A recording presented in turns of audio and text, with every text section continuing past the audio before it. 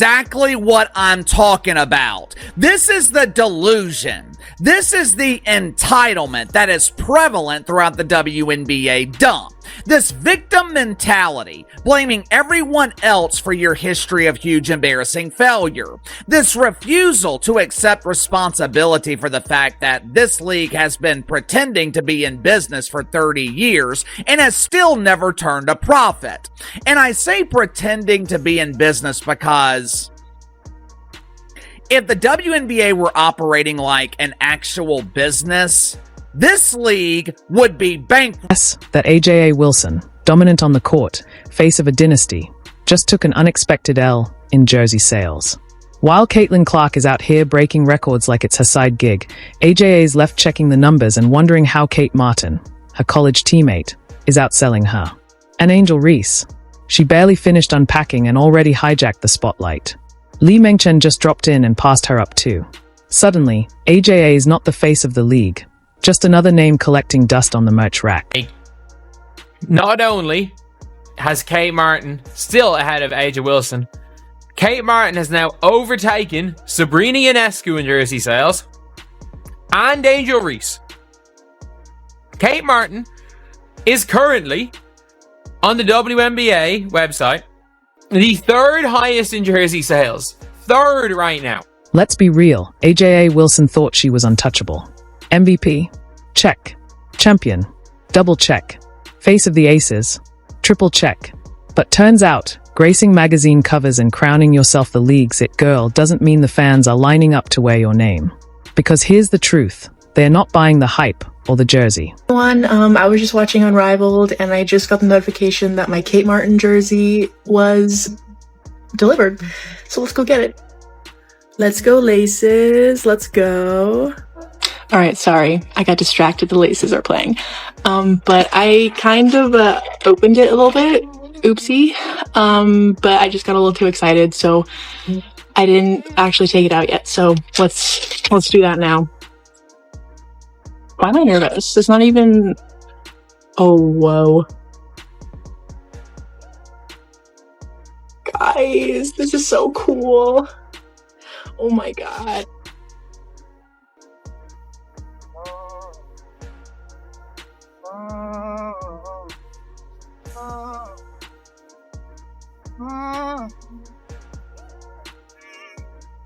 Now that I've received my Kate Martin Valkyries jersey, it hit me that the Valkyries will be playing in May. 1 year ago, we were just hearing about the Valkyries, and I ran to Chase Center and got myself a t-shirt because I was so excited. I wanted to rep the team day one, and now I have a jersey. I am so excited to watch this team play this year and from many, many, many, many, many years to come. And yeah, I'm just so excited. Go Valkyries. Enter Caitlin Clark, the golden child of the WNBA draft. Ticket sales skyrocketing. Viewership through the roof. Merchandise. You'd think Beyoncé was suiting up with how fast her jersey vanished from shelves. Caitlin didn't just arrive, she took over. And meanwhile, AJA Wilson, the so-called seasoned vet, is left standing in the corner like someone forgot to invite her to her own party. Right now. Third is Kate Martin for the Valkyries. And do you want to know what the crazy thing is? If you're looking at Fanatics, there is a Valkyries player. There is, in fact, a Valkyries player who is top 3. And it's not Kate Martin. And here's where it really starts to sting, Kate Martin.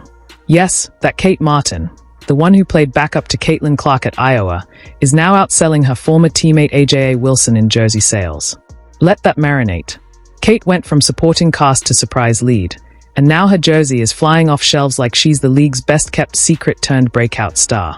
She's grinning like she just hit the jackpot, while AJA, she's somewhere practicing her acceptance speech for a slice of humble pie. NBA was not subsidized by the NBA. If they were not collecting a monthly allowance, which normal people would call welfare, if that was not the... Now let's pivot to Angel Reese. She barely has a locker, barely has a number, but she's already a full-blown brand. The LSU legend showed up with her TikTok army, her glam squad, and apparently a tidal wave of jersey sales. Every time she blinks, 10 more jerseys disappear off the shelves. She's out here doing press tours, red carpets, and content drops, while AJA is stuck doing damage control. You drop the ball, continue to reinforce the fact you guys just aren't ready for what real demand looks like. What real demand looks like. Keyword, real demand. Not WNBA demand. Not, oh my God, 450,000 people are watching on TV. This is incredible. Not that. I'm talking like, holy crap, 3 million people are tuning in. And if you thought the embarrassment ended there, think again, because here comes the latest plot twist in the WNBA's soap opera, Lee Meng. That's right. The international star who barely got a preseason whisper is suddenly the name on everyone's lips, right after they figure out how to pronounce it. Search engines are working overtime as fans scramble to learn her name, not for a spelling bee, but so they can snag her jersey before it sells out. That's real impact. The fans have spoken. And no, AJA Wilson's name wasn't even on the ballot. How did it get this bad? Simple. The game evolved. AJA stayed stuck in 2021, clinging to her personal brand like it's a vintage TikTok trend. Meanwhile, Caitlin Clark rewrote the league's entire economy. Angel Reese redefined its swagger. Kate Martin flipped her benchwarmer script into a fan-favorite fairytale. And then there's Lee Meng, who didn't talk, didn't posture, didn't chase clout. She just showed up, dropped buckets, and cashed out, silent but deadly. Like a headline you never saw coming. Not Kate Martin. It is Caitlin Shen. UConn fans and Iowa fans are different. And at least one thing I will say, in the WNBA's website, in fact, you have got, she's 6. AJA Wilson, meanwhile, is giving us that classic I don't care about jersey sales energy, which, let's be real, is the universal anthem of someone losing.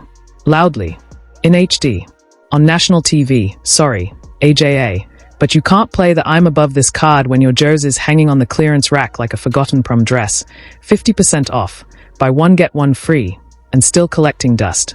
And let's not pretend this is some weird statistical blip or off-season fluke. The jersey sales receipts are public, transparent, and verified. And guess what? Kate Martin, yes, Kate Martin, the same one who used to warm up by defending Caitlin Clark at Iowa practice, now has more fans rocking her number than AJA does. That's not just an L. That's a full-blown playoff sweep, confetti drop, sad saxophone, the whole thing. Because when the backup dancer starts outselling the headliner in merch, it's not just about business anymore, it's a cultural shift. And no amount of shrugging or fake indifference can cover up the sting of getting outshined by someone who didn't even go in the first round. Anything like, oh, it's only early. And I agree, I do think by the end of the year, it won't be that, she won't be top 3. And I also know people are going to be saying, oh, but everyone who wanted to buy an AJ Wilson jersey already has one. Everyone wanted to buy an Angel Reese jersey already has one. And that argument will be sound if Caitlin Clark wasn't still top. Caitlin Clark is still top, just like Steph Curry is top in the NBA. Even Aces fans are jumping ship. You've got folks in Las Vegas, actual ride-or-die Aces fans, rolling up to games in Caitlin Clark jerseys. That's like showing up to your ex's birthday party wearing a shirt with their new partner's face on it. It's bold, it's petty, it's awkward, and somehow, painfully accurate. The energy has shifted, and AJA Wilson's PR team has to be in full-blown crisis mode. You can practically hear the emergency brainstorming session, free tote bags. No bobblehead night, meh, TikTok collab with Angel Reese. Cute idea, but let's be honest, Angel doesn't need the clout. She's riding her own wave, dunking on timelines daily. A team-up with AJA might feel more like charity than collaboration. And the last thing AJA needs right now is to get figuratively, or literally, dunked on again. Meanwhile, Clark's out here turning every arena into a traveling Iowa pep rally. She doesn't need a gimmick. Her passes are the PR stunt. The hype is real, organic, and unstoppable. So now, even Vegas is flirting with the enemy, and AJA's camp is stuck handing out tote bags like it's a clearance sale in a league that's already moved on. And Angel Reese and Kate Martin are ahead of her in the WNBA website. But on Fanatics, which again, is a big seller of WNBA jerseys, Caitlin Chen is outselling AJ Wilson's jerseys. And you might be saying, oh, it's... And since we're on the topic of dunking, Let's talk about the emotional slam Kate Martin just landed on AJA Wilson's entire legacy, and she did it without even breaking a sweat. No Nike campaign, no press tour, no overworked PR team. All Kate needed was a moment, and the fans handed it to her like she was the second coming of Diana Taurasi.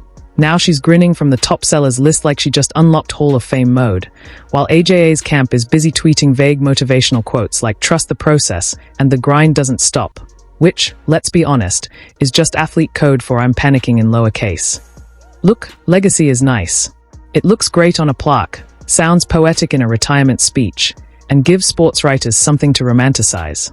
But if your legacy doesn't sell jerseys or move the culture, then it's just a bedtime story for fans who stopped watching 3 seasons ago. The WNBA isn't stuck in nostalgia, it's evolving fast. The audience is younger, louder, and laser-focused on right now. And right now, Kate Martin is the moment. Meanwhile, AJA Wilson is slipping, dangerously close to becoming yesterday's headline, judged by tomorrow's engagement metrics. What? What the actual shit? Oh no! That's cute. This is mine. Do you want Hunter, me to? Oh, you could get the red shorts to go with You it. did not take this out of my closet. Is that signed Caitlin Put Clark? the fucking phone down. Is that signed Caitlin Hunter, Clark? why would you bring this out of my closet? Bro, Stop it. no. Stop. You have to get that Hunter, it's and mine get the from my shorts. closet.